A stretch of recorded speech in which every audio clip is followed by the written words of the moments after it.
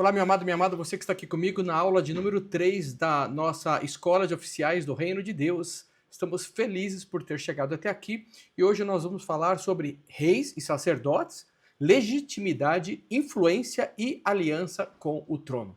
Pai de amor, fale conosco neste dia, aula de número 3, revele a sua palavra, que seja transformadora para os nossos corações, em nome de Jesus. Amém e amém. Glória a Deus. Então, nosso objetivo com essa aula aqui é compreender que nós temos uma legitimidade e uma influência e uma conexão com Deus para atuar num determinado lugar. Não significa que somos reis e sacerdotes para sermos crentes apenas espirituais, mas nós precisamos exercer a autoridade que Deus nos deu no mundo espiritual para ser alinhada com o mundo material, trazer os céus à terra. E para isso, Deus escolheu você e escolheu eu para isso. O primeiro tema que vamos abordar é autoridade espiritual tem jurisdição e propósito construtivo. 2 Coríntios, capítulo 10, versículo 8, diz assim: Por quê? Mesmo que eu me glorie mais um pouco a respeito da nossa autoridade, a qual o Senhor nos conferiu para edificação e não para destruição de vocês, não me envergonharei. Ou seja, a autoridade que recebemos não é para controlar, não é para dominar, mas sim para construir. Deus deu uma autoridade para você, para a construção tua e das pessoas que estão à sua volta. O versículo 13 de 2 Coríntios 10 ainda diz: Nós, porém, não nos gloriaremos fora da medida, mas conforme a justa medida que Deus nos deu por medida para chegarmos até vocês. Ou seja, nós somos eficazes num determinado lugar, numa determinada hora. Nós temos autoridade dentro de um limite. Não é em todas as esferas, é onde o Senhor nos colocou. Olha o que diz: nós, porém, não nos gloriaremos fora da medida. Existe uma medida certa, ok? A tua autoridade, ela tem uma medida certa para ser usada no local correto e numa hora correta. Gálatas 2, 7 e 8. Pelo contrário, viram que a mim havia sido confiado o evangelho para os incircuncisos, como a Pedro para os circuncisos. Pois aquele que fez eficaz em Pedro o ministério para os circuncisos, também fez eficaz em mim para os gentios. Pedro tinha uma esfera de autoridade para pregar para os judeus. Paulo recebe uma outra atmosfera, uma outra autoridade, ou seja, a mesma autoridade de pregar o evangelho, mas numa outra esfera. Logo, Pedro ficou conhecido como o apóstolo dos judeus e o apóstolo Paulo como dos gentios. Duas esferas diferentes, porque muitas vezes a gente acredita que recebeu uma determinada autoridade e depois de ter recebido esta autoridade, a gente acha que a gente pode fazer tudo em todos os lugares. Não, a autoridade, ela tem um espaço determinado para que você possa usar a sua influência ali. Por exemplo, um policial que é colocado numa porta que está controlando a entrada e saída daquele local, ele está controlando aquela porta. Ele tem autoridade para aquela porta e ele vai prestar satisfação para quem o contratou naquela porta. Não é para ele não pode exercer autoridade numa outra porta que tem uma outra pessoa. Isso nos limita e nos dá mais autoridade, ou seja, eu preciso concentrar o que o Senhor me deu, na posição que Ele me deu, para fazer o que Ele me deu, e vai ser uma grande bênção em nome de Jesus. Número 2, a identidade de rei e sacerdote está fundamentada na Escritura. Presta atenção nesse termo. A identidade de rei e sacerdote. Não é rei e sacerdote, podendo ser uma coisa ou outra coisa. Não. É as duas coisas, que vem de onde? Vem de Jesus, essa autoridade que ele conquistou para nós, e a palavra de Deus diz que Jesus vem o que lá de Melquisedeque, algo sobrenatural, né? Melquisedeque, que ele era rei e sacerdote. Olha o que diz Gênesis capítulo 14, dos versículos 18 ao 20. Melquisedeque, rei de Salém e sacerdote do Deus Altíssimo, trouxe pão e vinho e abençoou a Abrão. Melquisedeque, sacerdote do Deus Altíssimo e rei de Salém. Lembra de Davi? Da mesma forma, ele era rei e sacerdote. Hebreus 9, 11 e 12.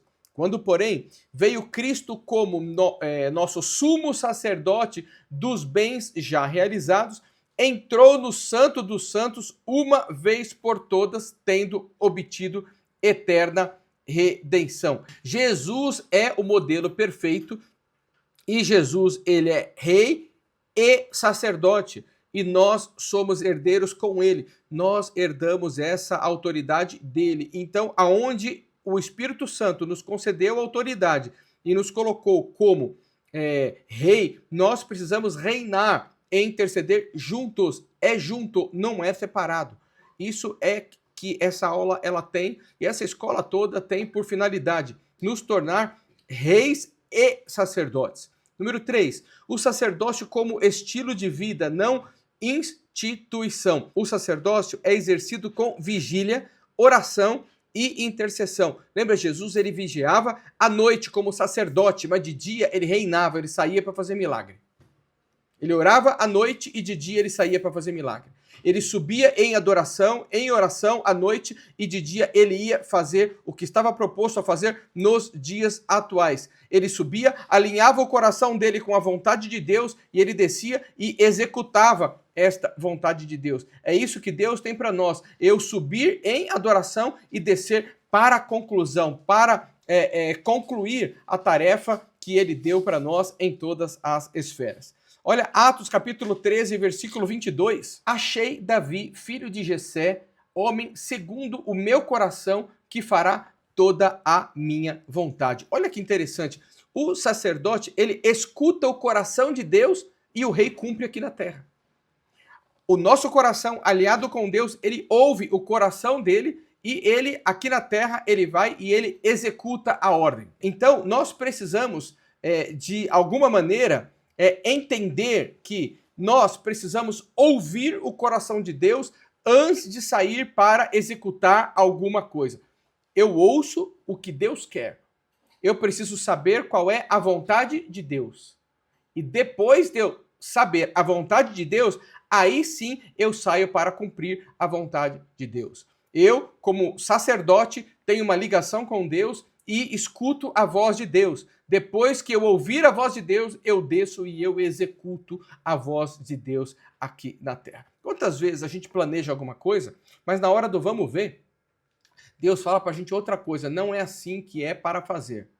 E na medida que a gente, então, entende que não é assim que é para fazer, nós mudamos. Por quê? Porque nós precisamos cumprir o que Deus quer que nós cumpramos, não o que a gente quer fazer. Número 4.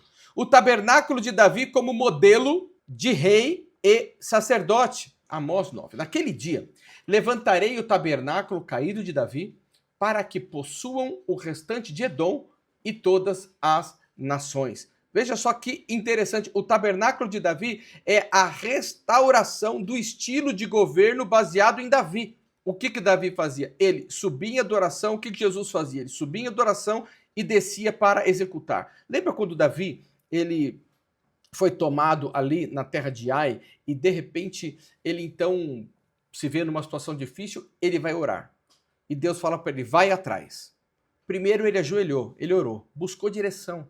Depois que ele buscou direção, ele saiu para tomar posição de um rei aqui nesta terra.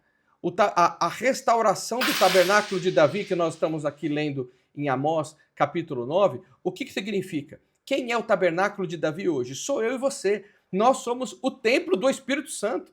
Logo que o Espírito Santo revela em nós a vontade do Pai, eu então saio a executar nessa terra com as minhas mãozinhas e os meus pezinhos a vontade dele e se conclui tudo. Olha o que diz em 1 Crônicas 15, 27. Davi estava vestido com um manto de linho fino, como também todos os levitas que levavam a arca. Davi, ele se vestia como um sacerdote, mesmo sendo rei, mostrando o quê? A figura do rei sacerdote. Não é rei ou sacerdote, é rei e sacerdote. Eu ouço a voz de Deus e eu executo a voz de Deus aqui nessa terra. Isso eu achei muito tremendo. Número 5, vivendo como rei sacerdote. Sacerdote rei é aquele que sobe em oração e desce em guerra. O estilo de vida do rei sacerdote acontece todos os dias.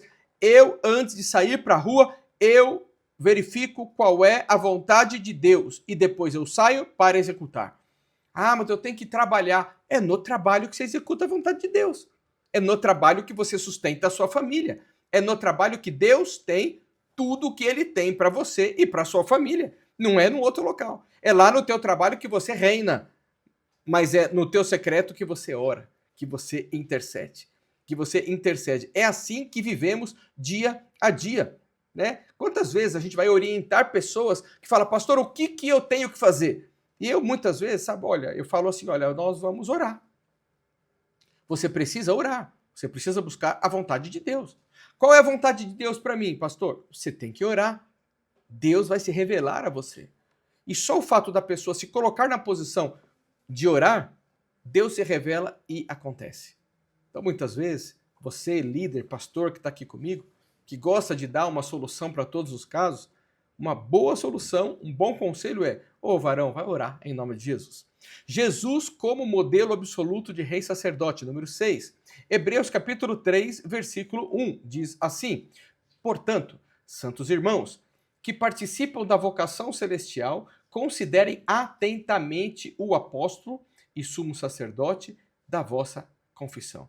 Quem que é o nosso apóstolo da suma confissão? Jesus.